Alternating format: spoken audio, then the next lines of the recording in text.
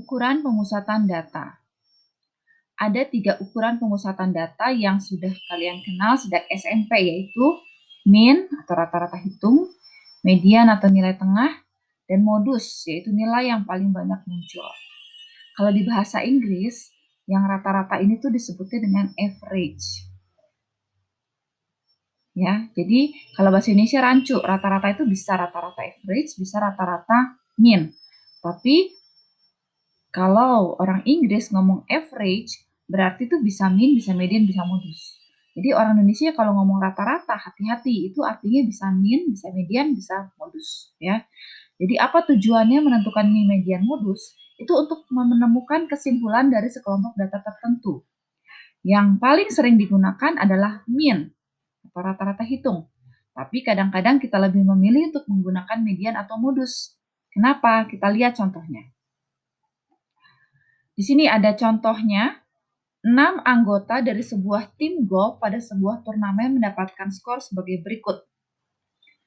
Orang pertama mendapat skor 70, orang kedua 72, orang ketiga 74, orang keempat 76, orang kelima 80, orang keenam 114.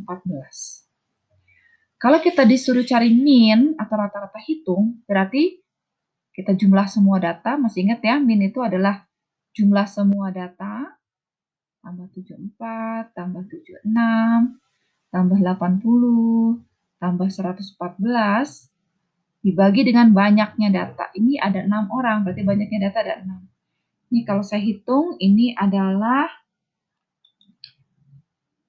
486. Nanti kalian cek sendiri ya, kalkulator. Ini bagi 6. Nah, berarti ini hasilnya ada 81. Ya. Jadi, kalau disuruh cari rata-rata hasilnya 81.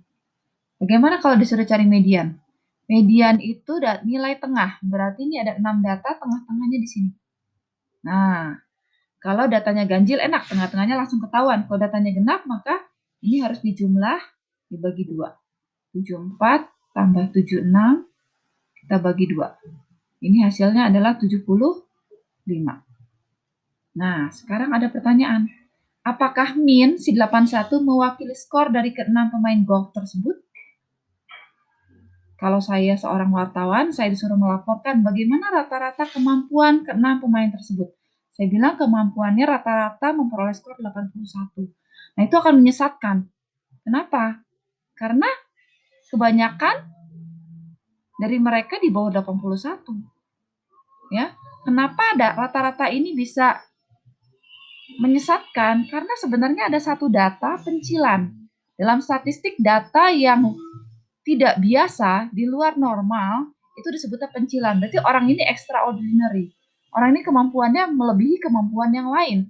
Dan kemampuan dia mencetak skor ini menyebabkan data itu rata-ratanya jadi naik. Biasanya kalau ada data seperti ini, kita hilangkan dulu datanya, baru kita hitung rata-ratanya. Jadi tidak, pencilan itu biasa tidak dimasukkan ke dalam data, karena dia akan merusak ukuran pemusatan. Berarti datanya jadi tidak memusat lagi, ya, karena si angka besar ini. Nah, bagaimana dengan median? Kalau median kita dapat 75 masih oke ya. Kalau saya wartawan, saya disuruh melaporkan kemampuan mencetak skor dari ke-6 pemain tersebut, saya bilang rata-rata mencetak skor 75. Itu masih oke, karena separuh dari mereka di bawah 75, separuh dari mereka di atas 75. Dan 75 itu hampir mendekati rata-rata sebagian besar dari pemain tersebut.